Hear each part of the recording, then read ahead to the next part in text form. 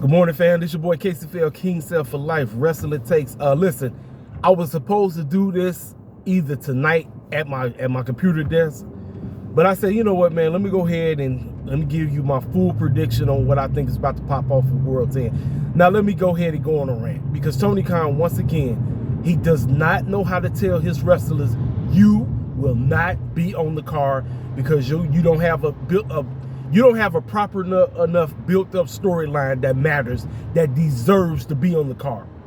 Tony Khan then decided to give us not one, you ladies and gentlemen. We got 2 8-man tag team match. He got the nerve to call it an all-star tag team match.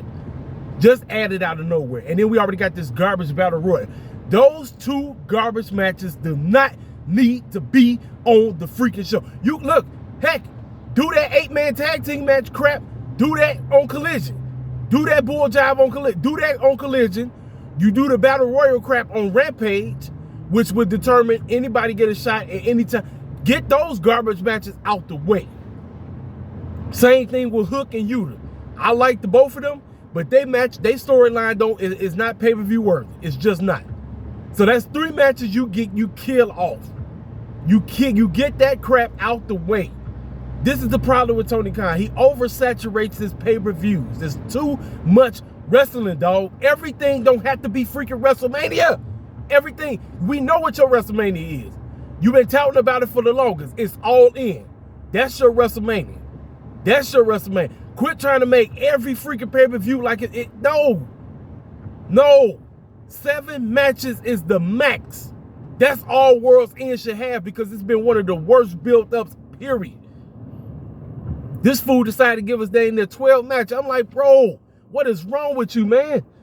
You done lost your freaking mind. This clown is a joke, man. I'm like, dog. Dude. So anyway, we got Yuta versus Hook. Hook is going to retain his FTW championship. We got Keith Lee versus Swerve. Swerve's going to beat Keith Lee. We got Julia Hart versus Abaddon. Julia Hart is going to retain the TBS championship. We got that garbage all-star 8-man tag team match, which is pretty much Bryan Danielson, DG, Mark Briscoe, and I believe who was on the who's the other big? Oh, did I say DG? Let's see, DG, Bryan Danielson, Mark Briscoe, and there's one more clown that's on their team. And then on the other side, there's Jay White, Jay Lethal, Roosh, Brody King. So I'm missing one more. Oh, Claudio. That is a Collision match. You want to do an 8-man tag team match? Do that foolishness on Collision and get it out the way. Is the match going to be good? Most likely it is. It's just too much. Way too much. Because we already got an 8-man tag team match happening. Why are you doing 2 back-to-back 8-man tag team matches? We don't need it, Tony Khan. We genuinely don't. So the other tag team match, this is Ricky, Big Bill, the other 2 clowns that's gonna be with them, and then Chris Jericho, Sammy Guevara. Yeah, Chris Jericho, Sammy Guevara, what you call it? Sting, Darby Allin, and Hobbs and Takeshita, which really has absolutely no business being on this doggone pay-per-view. But obviously Jericho and them is gonna win because the tag team titles are not on the line. So, and I listen, Tony Khan, if you have Ricky get pinned or if you have Big Bill get pinned in this matchup, the tag team titles are. I mean, first of all, they really don't mean anything now because I mean Tony Khan has really put forth effort. I told you I would have tolerated another triple threat. FTR, House of Black versus Ricky and Big Bill. That makes the most sense. That's the matchup I would have done. I would have done it. I don't give a care what nobody got to say. That's the matchup you do. Not this foolishness. Jericho don't need to be on every card. Kenny Omega is out. Jericho, your storyline can be put on hold. And again, turning Sammy back into a baby face for who knows what. It's not helping Sammy's case to becoming the main eventer. It's just not. Tony Storm versus Rio for the AEW Women's Championship. Rio is not winning. Tony Storm is retaining. More than likely, the Mariah girl is gonna help her do. You know, she gonna help her cheat. the garbage battle royal. Whoever wins that bull jive gets the title shot. It's gonna be a bunch of jobbers in there. Like, which jobber they gonna probably let get a title shot? I don't know. And they say it's for the title of their choosing, which means they can pick any championship. I don't know who's in it. I gotta look at it, but one of them jobbers is winning. One of them. Let's see what else is on the freaking card before we get to the main event, because I believe I went over. Oh, Adam Copeland and Christian for the TNT title. Now, I know Tony Khan. I know how this idiot moves. Christian Cage has done some of the best work with that TNT title. The TNT title has felt like one of the most important titles in that company outside of the AEW championship. Tony Khan, I ask you, please do not take that title off of Christian. I know this match feels like Adam should get his revenge. No, not right now. Absolutely not. This is a no DQ match. Anything goes, anything can happen. We haven't seen Luchasaurus in a long time, aka Kill Switch, or whatever the name they call him now. If Adam Copeland ends up winning, it's probably gonna be because it's Kill Switch, but I'm going with Christian to retain because that's the right decision.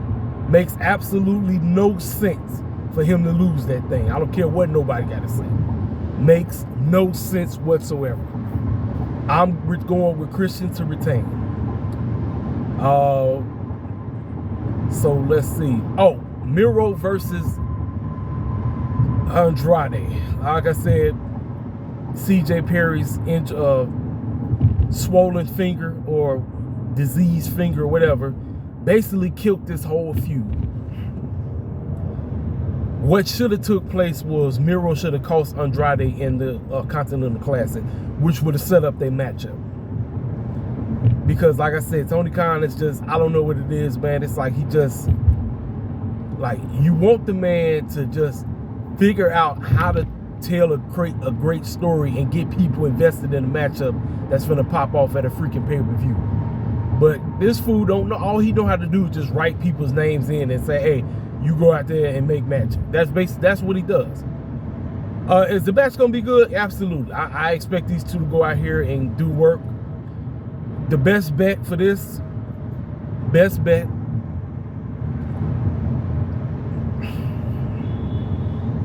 man, who wins this? Now, this is tricky. This might be one of the most unpredictable matches on the whole show because I don't know who you have go over.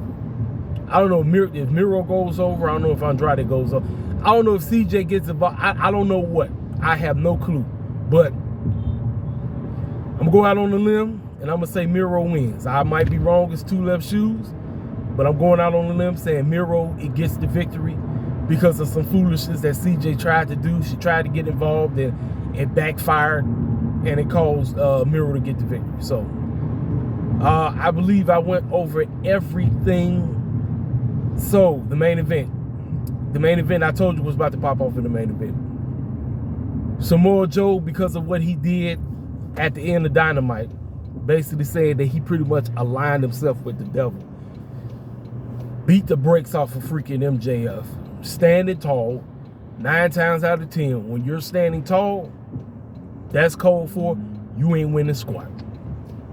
That's wrestling booking 1-on-1. You ain't winning nothing. That's just how the lingo is. That's just how wrestling is. It's always been that way. Like I said, sometimes cats stand tall and they go over. It's anything can happen. Anything can happen. At first, I wanted Samoa Joe to win. I really did. But because of what he did at the end of Dynamite tells me that MJF is walking out with that championship.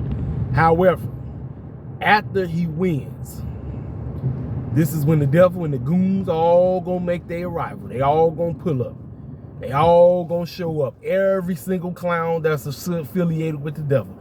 All them goons that you seen gonna be out there with the goofy outfits on, looking silly as possible. And they all gonna jump that man.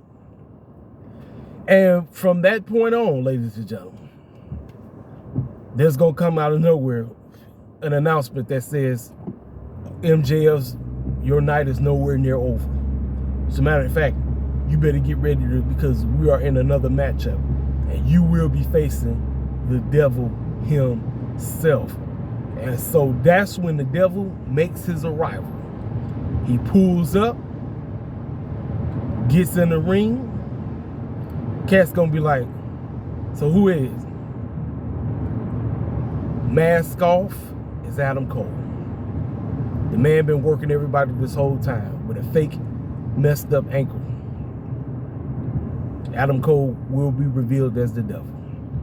Makes no sense for nobody else. I can guarantee you this. If it's Jack Perry, Tony Khan and company, you might as well get ready to say bye-bye. But Adam Cole is it. And Adam Cole and the Goons will destroy MJF. And Adam Cole will become your new AEW World Champion going into 2024. That's where the bidding war of 2024 will begin. Does MJF leave AEW and go to WWE? Or does he resign? That's the question that you got to ask yourself. We will find out tomorrow night. Ladies and gentlemen, I will see you cats for Rampage and SmackDown. Now here's the deal. I want this collision coming on tonight, because normally that's what Tony Khan does when the pay-per-view is coming on Saturday night. Collision usually comes on too. So I wonder if we got Collision, Rampage, and SmackDown all in one night. Now SmackDown ain't nothing really on SmackDown. It's just the best of. Oh, now okay. So I'm gonna talk about it right quick. All right. For the first time ever, Monday Night Raw did way under 1 million. Now, I know why, because it was just the best stuff, so you know nobody in their grandma was watching it. Plus, we had nothing but basketball and football on.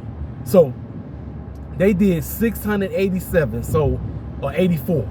So, Dynamite did, which had a bounce back, because last week they was in the 700s. They bounced back, and they did 834. Great. But let me tell you something. I don't know why AEW fans out here doing a victory lap. It was it was just a best of show. It wasn't nothing. Like I said, I seen fools online talk about AEW Dynamite finally beat Raw. I'm like, man, okay, who cares, man? I'm like, this wasn't doing their regular time and their regular shows or whatever. But I like I said, that's just how it is. The tribalism in the IWC is a joke, ladies and gentlemen. It's one big old joke. But ladies and gentlemen, like I said, I will see you cats tonight for the review of everything that's finna pop off. And that's it. Holla at your boy.